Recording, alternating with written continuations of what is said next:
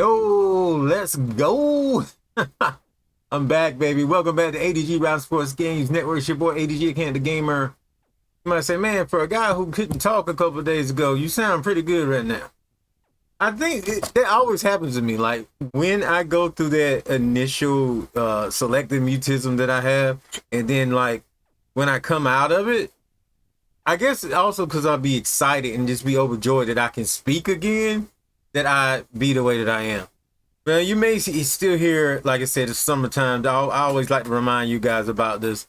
When the summertime hit, you hearing that background noise and the ACs are blaring. So yesterday we got the Superstar Series 1 pack if you logged in 5 days of the week. Today we're getting 100 MP.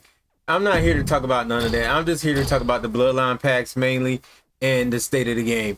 Now, I am not. Also, live events. Live events right now are pretty decent, but they're paid to get in live events. You need the Bloodline Packs. You need Solo Sokoa, which would be hard to pull unless you want to give 2K hundreds of dollars or close to hundreds of dollars. You're not going to be able to get in this. I am not giving 2K close to $100. They got another. Well, I can't even say they got anything from me. Shout out to 2K in a way because they supported the content to begin with that you guys are seeing. And then here I am critiquing and talking down about it. And I hate it. I hate that I got to talk down about them. I do not want to talk down about 2K. But this is where we at. And this is the realism of it all. I am here most and foremost for the community, for the fans of WWE and WWE games that want a game that they can be proud of. And deep down in the gameplay, as I said before, it is. But when it comes to the MyFaction mode, man, oh man, it needs a lot of work. Mainly in the meta, mainly in the pulling. And to give us packs every week, it makes it even harder to get up, to keep up. And then the pricing of it all is way too high. The pulling of it, you lower the pulling, you increase the prices. Think about that. You lowered the pulling and increased the prices. The only ones that are actually getting anything still out of most, those that are spending hundreds and hundreds, those that probably done spent thousands on this game at this point for this. That's why I keep vouching. Don't worry about a lot of these cards because technically, do you need them? Speak by not moving.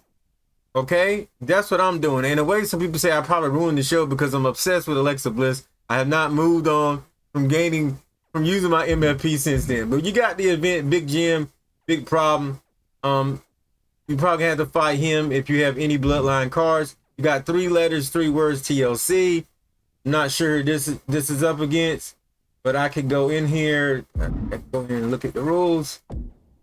This is going to be against Jey Uso. You got Jimmy here. You got Jey Uso here for these 2 events. We got what is this? These are active right now. Okay, looking at the wrong thing. All right, so I done explained about the numbers game in previous episodes. Check out those episodes. You also have, if you have that Roman Reigns, which that is a collect. Well, we'll talk about that in a minute when I break down the Bloodline Packs. You need to get this Roman Reigns from that pack, which is one of those collectibles where you collect so many and then you unlock that persona for the Roman Reigns 25. And like I said, do you really need the Stone Cold Steve Austin Diamond card?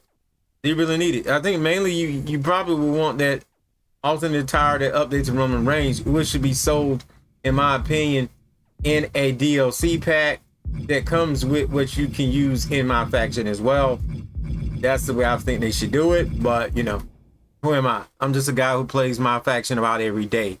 And also a guy who has been boosting and celebrating the mode and offering for change. And even at, besides this, a majority of the time, I'm always saying, yeah, I love MyFaction. But sometimes I can't really vouch for some of the choices in it.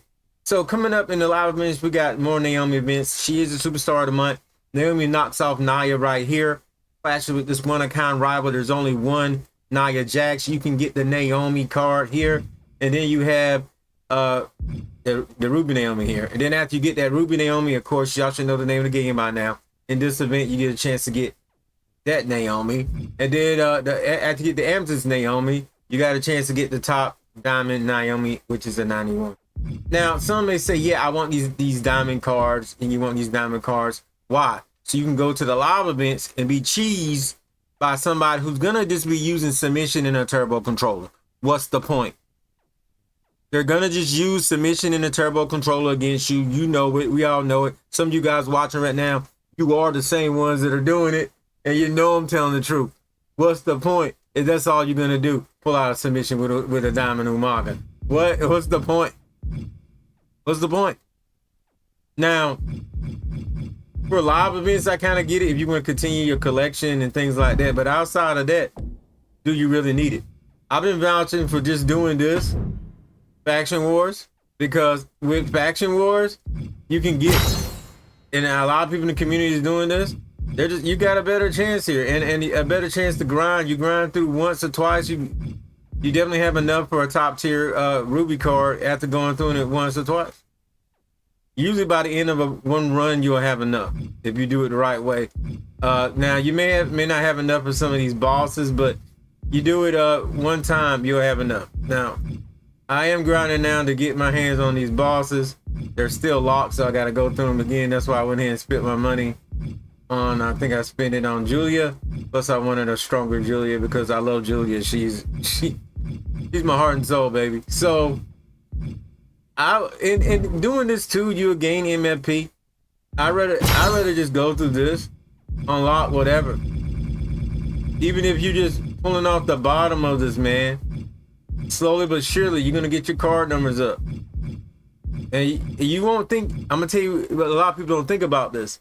You will use these bosses, and you can use these bosses in live events, in birthday bashes, when they only saying, "Oh, you only can use an emerald," or "You only can use," you're gonna be able to use these, right? And you're gonna have a good advantage, and you're gonna have a more variety of what to choose from for these live events coming up. So I say definitely get into Faction Wars. Grind Faction Wars. They give you plenty of tickets. It's the only thing in a way that they're doing right and justifiable. Sometimes I wish they had better choices in there, but it is what it is. I think what the truth is, though, a lot of times with the roster, it just could be better in these games, in the WWE games. Even though we're getting hundreds of people in the roster, the problem is we're not getting updated people. And that's why the game always feels stale, and this is why they should consider updating the game and giving us just updated DLC packs with a MyFaction card offering within the pack, just like the DLC. Where you buy the DLC, you get, you get these cards in them. You get your Shacks, you get your Great Khali's, and you can use them in, how you see please in the game mode. But no, that's not what they're doing here. They're not just offering these cards with that. They should just be DLC rewards, man. I don't really care if they're $10, maybe even $15, even though that's pretty high. But I don't care about that. And all in all, wouldn't you garner more overall revenue if more people playing? I don't understand why you just depending on one person. That one person go away tomorrow, you done lost $1,000 or so, like right away. Like I don't want to rant too much, man. We going on about 10 minutes on this video. I don't want this video to be longer than 10 minutes. Don't forget the numbers games are out there to also get your things up. And oh yeah, my Bloodline Pack review is very simple, man. The cards look good. But I don't know why I like this Naomi so much, it's an old render Naomi. The cards look good because majority of them look good because of their background and their background only. I like the fact that they changed the background. Oh, let me show you this too. I think one of the best animations right now when it comes to collectible cosmetics is this let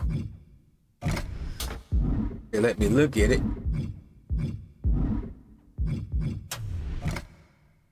It won't show up right now.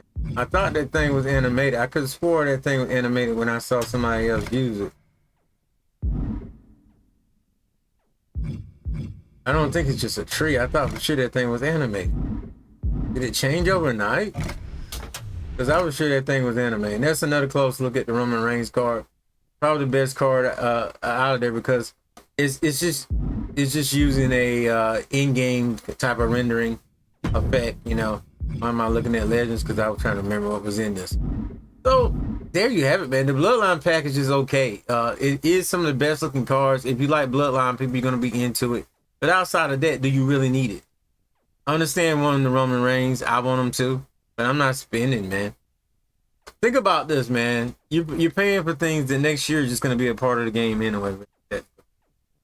Just gonna be part of the game next year anyway, and just the way it is. So, with that being said, y'all, I'll see you guys next show in this video. What do y'all think about the Bloodline packs? Have you bought Bloodline packs? Do you just have MFP saved up? I'm gonna play some Supercard. I'm about to pro my JC Jane, man. I'm so glad they get. Yo, why can't we get some JC Jane updates in MyFaction too, man? You know what I mean? Yo, with that being said, I'll see you guys next show in this video. I'm out of here. Peace.